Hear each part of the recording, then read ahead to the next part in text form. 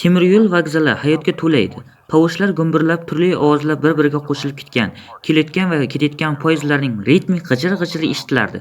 Xayrlashuvlar va qayta uchrashuvlar atrofda aylanib yurardi. Umid va g'amga to'la odamlar orasida bir ona kichkina eski qutini ko'ksiga mahkam bosgancha turardi, qo'llari titrardi. Jasorat ko'rsatishga urinma, dedi u, ovozi titrab chiqdi. U o'g'liga qarab turar ekan, ko'zlarini uzmadi. U baland bo'yli bo'lsa-da, uning nigohida hali ham bolaligicha edi. Bu u orzular bilan voyaga yetkazgan farzandi edi. O'g'li esa jilmayishga urindi, ammo bu jilmayish ko'zlarga yetib bormadi. Poyezdning keskin hushidagi shovqinni yorib o'tdi. Vaqtning o'tib ketayotganini eslatuvchi ovoz edi. U egilib onasini quchoqladi. Ichida girdobdek aylanuvchi vahima bo'ronini tinchlantirishga urinayotgandek edi. Buni ol. Ona qutini uning qo'llariga tiqdi. Hech qachon ochma. Lekin agar qo'lga tushsang, buni ularga sovg'a sifatida ber. Bola onasidan qutini oldi. Menga va'da berasanmi? Va'da beraman, dedi u. Onasining so'zlari og'irligini his qilgan holda u singlisiga qaradi. Nogironlar aravachasida o'tirgan ko'zlari katta va begunohlik bilan to'la edi. U egilib, uning peshonasidan ohista o'pdi. Jasur bo'l, dedi singlisi pichirlab. Uning samimiy so'zlari atrofdagi shovqin ichidan yuragiga yetib bordi. Poyezd hushdagi qattiq sadoga aylandi. Poyezd yana hushtak chaldi va bola ortga qadam tashladi.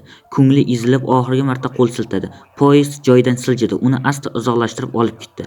Hamma tanish narsalardan noma'lum tomon jang maydonining havosi tutun va por hidi bilan to'yingan edi. Yigit endi urush talablari ta'sirida tezda ulg'aygan yigit qurolini yanada mahkam ushladi. Har qancha urinmasin, portlashlar va o'q ovozlari uning yodida qolgan uy haqidagi fikrlarni bostirib yubordi. Atrofda jang avj olayotgan edi. Yod degan baqiriq yangradi va u yaqin atrofdagi portlash yer yuzini larzaga keltirgan paytda oqib ichiga o'zini tashladi. U o'zini okopga uloqtirdi. Shu zahotiyoq portlash yer yuzini larzaga keltirdi. Yigit qattiq jang qilar edi. Qon tomirlarida adrenalin oqib yurardi. Har bir to'qnashuv harakat va instinktning xiralashgan ko'rinishi edi. Har bir lahza hayot bilan o'lim o'rtasidagi juda nozik chegara edi. Urushning qizg'in o'z savdoshlarining birin-ketin qolishini ko'rdi. Ularning hayoti bir zumda so'nib borar edi. Bu zo'ravonlikning tinimsiz to'lqini edi va u ham shu oqimga tortildi. Ammo birdan hammasi o'zgarib ketdi. Katta bir portlash uni yerga irg'itdi. Hayratga tushgan va o'zini yo'qotgan holda u boshini ko'tarib qaradi va dushman askarlarining yaqinlashayotganini ko'rdi. Ularning yuzlarida qat'iy va sovuq qaror mujassam edi. U hali harakatga kelmasdan ular uni tutib oldilar.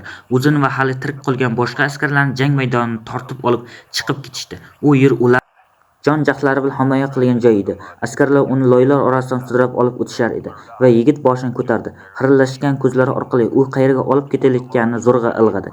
Katta bir okop tomon. U yerda boshqa savdoshlari allaqachon saf tortib turishar edi. U kuzatdi, ularni ogohlantirishsiz otib tashlashdi. To'satdan onasining xayrlashuv so'zlari uning quloqlarida yangradi. Ularga ber, sovg'a sifatida kut, deb baqirdi yigit xirillab. Iltimos kuting, men sizlarga nimadir taklif qilmoqchiman. Uni so'rab ketayotgan askarlar birdan to'xtadi va shubha bilan bir-biriga qarashdi. Nima demoqchisan, dedi ulardan biri. Senda qanday ma'lumot bor, dedi u. Menda bu bor, dedi u kichkina qutichani cho'ntagidan chiqarib, onasi berganini.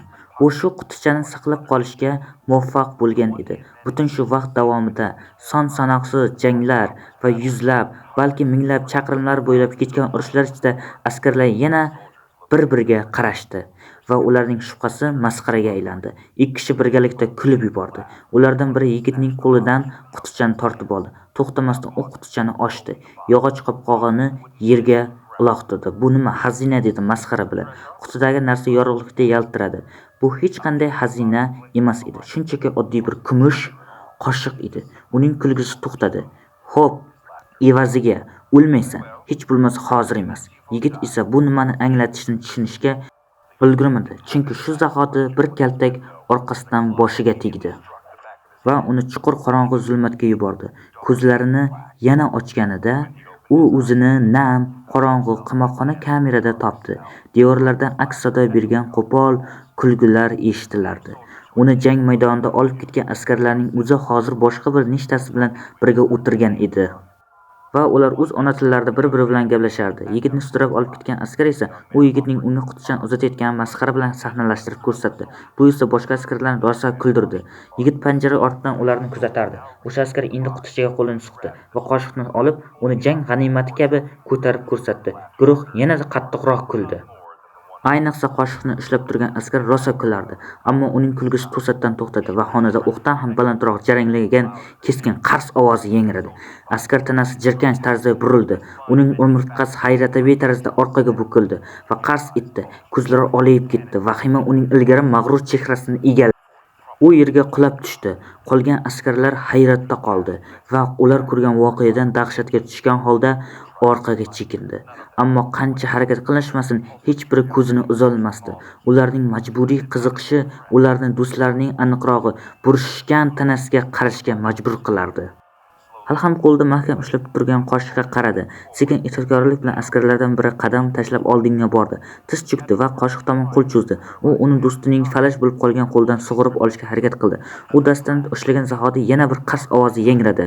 Bu safar yanada balandroq, chunki u ham umurtqasining mukammal 90 daraja buralib orqaga bukilganini ko'rdi. Askar yiqilib tushdi, qoshiq esa yoniga tushdi. Ammo qolgan askarlar qochmadi. Do'stlar kabi birma-bir ular navbatma-navbat kuzatdi. Yana bir qoshiqni oldi va uni mahkam ushlagan zahoti jasadlarning orqaga to'g'ri burchak ostida bukilganini ko'rishdi. Yigit esa bu sodir bo'layotganiga ishonolmasdi. Askar ketidan askar tomosha qildi. Orqaga bukilish navbatini kutib, nihoyat faqat bittasi qoldi. U qiynaldi. La'natlangan qoshiqni olish istagini yengishga urindi, ammo u uddalay olmadi. U ham o'z do'stlariga qo'shildi. Uning ham umurtqasi qars etib sinib yerga qulab tushdi.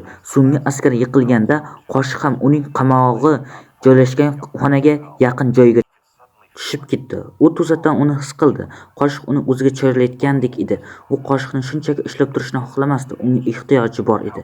Agar u kameraning panjarasidan qo'lini chiqarsa, deyarli teginishi mumkin edi.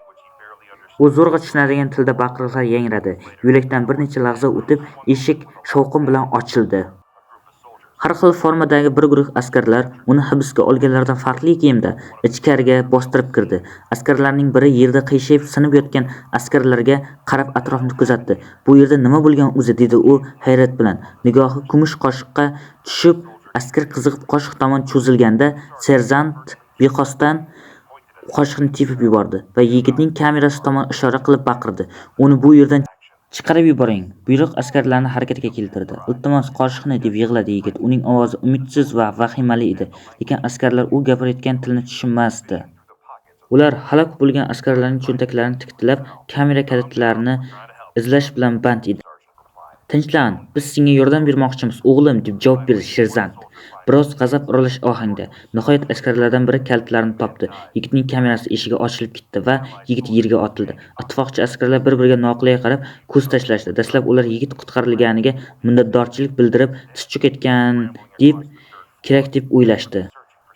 Menimcha, u shuni izlayapti, dedi askarlardan biri. Qoshiqni dastasining uchidan ushlab ko'tarar ekan.